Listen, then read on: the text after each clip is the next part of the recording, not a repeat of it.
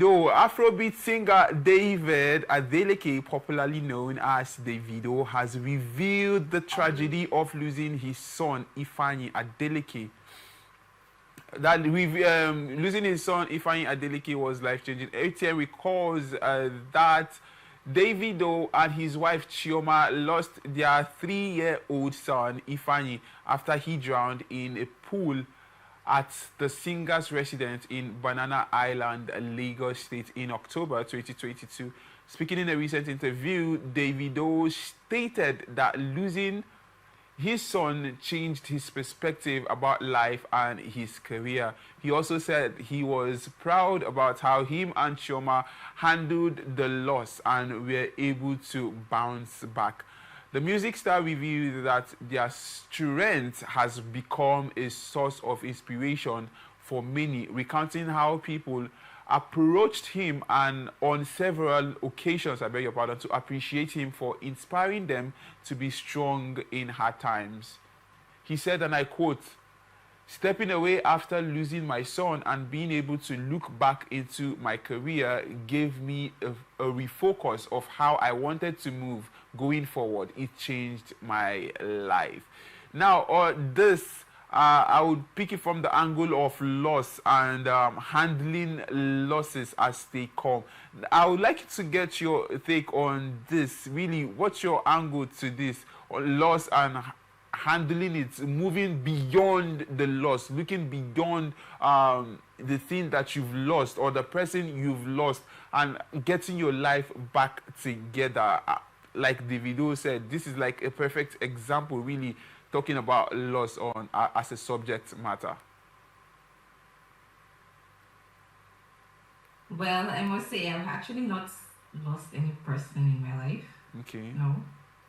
But I would say I could relate about like 50% of what it means like to lose a person. I mean, it takes a whole lot. Especially a child. I mean, it's a whole lot. And seeing the way he handled the entire situation, it was so brilliant and so brave of him. I mean, loss is something that it just creates a deep hole in your heart. It just creates this vacuum in your heart, this space in your heart. Because the person that was there occupying the space has gone. True. And it's going to be difficult trying to fill up that space. For some persons, they don't even recover in the next 1 year or 2 years or 3 years or 4 years. It takes them a mighty long time before they get to recover from the loss of a person and that kind of stuff. But for him in his own situation, he handled it so amazingly and he was able to move on. I think when a person is grieving, there are multiple ways which they handle grief. Yeah. Some persons actually channel that energy, channel it and focusing it on something else, to building something else.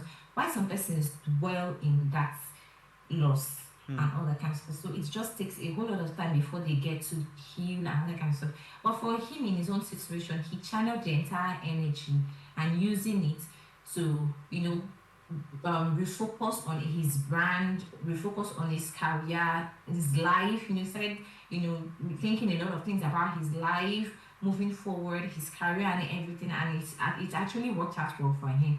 For me personally, like I said earlier, I've not actually lost anybody, so I really don't know how devastating it may be. Yeah. But it is something that you do not want to dwell in for a very long time because it can just keep on consuming you. Just keep on consuming, and grief is very terrible, especially if you do not have good people around you to help you get out of the situation as quick as possible. So that's just it.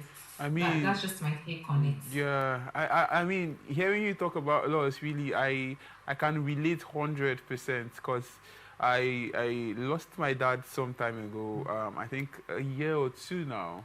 A year ago, rather. Yeah, so that was something else. Like it's that point where you just wonder how do you move on? How do you continue your life afterwards, really? Because this is that person that holds a place in your life.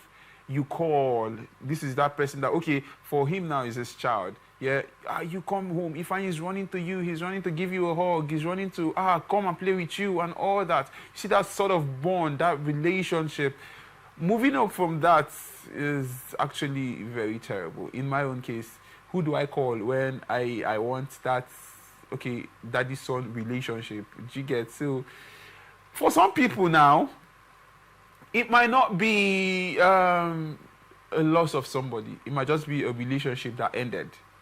Somebody just say, Yes. okay, I'm not doing again. Can we move on? And because you guys have had something, I've had a chemistry. You guys have been places. You guys have built memory over time. It will take a while.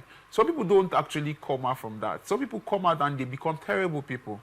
Really, on the relationship part, what have you to say, Anna? Sorry, could you come again with the question? Except from taking it from the relationship angle, what have you to say? Relationship. Yeah. Like me looking someone in a relationship Yeah. or someone living in a relationship. I just Yeah. want to clarify your question. Okay, coming from the relationship angle, for those that get disappointed or get somebody quitting on you in a relationship, how do people that they used to live inside a relationship? exactly, how advice to them basically on how to handle it basically? Yeah. Okay. So I've actually experienced that. It was quite devastating. I wouldn't lie to you. It took me about 2 years, 2 whole years to get out of that situation. But then again, I realized that there was nobody that was going to come and save me at the end of the day. I mean, absolutely nobody was going to come and save me at the end of the day. It was just my decision to stop thinking about the loss and move on in my life. So I started working on myself and I started being better. I started working on a lot of projects, all that kind of stuff. I mean, sometimes when I look at myself today and I just think about where I was at that point in time during the loss and everything, I just give God the glory because I mean, it wasn't a happy moment. It dealt with me like mentally and every other aspect of my life. So it is not something that somebody should happily stay in that place. You need to move on, count your losses, and move on with your life. It is going to be difficult. It's not promising to be something easy or that kind of stuff, but then again, you just have to move on. The energy that you are using to think about the loss which you are feeling at that point in time, channel it into building yourself. There is a reason why that person left. Yeah. For my own situation, it was an issue of comparison. Oh, this person is better than you. This person is better than you. This person is dressing better than you. And so I'm like, okay, I am not about all of those things, even if it was paramount at that point in time. But then again, I had to work on myself and I had to be better so that when next this situation arises, it will not be like, oh, she was still at that same position, or that kind of stuff. No, there was an upgrade. Yeah. There was an upgrade. So you need to work on yourself. When a person leaves and say, oh, this, that, you need to do checks and balances to know the reason why this person left, and you need to work on everything. This person left because of this, you need to work on yourself on that. If it's because of, oh, you're not looking smart, you're not dressing well, oh, you're not reading enough, you are not as intelligent as I wanted you to be, you need to work on it. It is a weakness for you. You are not doing it for somebody else, you are doing it for yourself. Yeah. You need to build yourself. So that's just it. Relationship, when someone leaves you, it's not the end of the world. I mean, but for some people, they just end their life. I mean, there is more to life than relationship and all that kind of stuff. So I turned out pretty well. That's what I would say. Obviously. In my life, Obviously. I turned out pretty well, and I am still a work in progress because I still have a lot of things that I want to achieve. So Yeah. I'm just my 2 cents. I mean, amazing. Well, it took you 2 years. Wow, that's such. Well, but it took you 2 years, and you're back, and you're strong, and you're better. That's just the whole beautiful thing about it. 2 years. Wow. You know when you love somebody, you just love. love with your heart and not your brain. But right now, I've learned to love with my brain and not my heart. So that's just Okay. What's the difference between loving with your heart and your brain now? You are loving with your heart. There are some red flags you will see, like China red flag. You put small whites inside of it. You're like, he's not that kind of a person. You just tend to give excuses. Not because you are loving with your heart. Your heart is so. But when you are loving with your brain, you will critically analyze a lot of things. You will tend to question a lot of things. Is this person worth my time? Is this person treating me so nicely? Is this person really, really taking me important as I am taking him extreme with utmost importance? So you get to question a lot of things. Like you hold them accountable for their actions and everything they do. But when you actually love somebody with your heart, you just love and love. It's just, It's just love it's all love. It's all love. There's no brain now. Well, thank you so much. Right now, I just realized that there is a kind of love that has China red flag in it. I don't know what that means, but there's a love that has China red flag. What does that mean? It's not love with China red flag. It is okay, yes. You are noticing the red flags, like the things in the person that you do not like.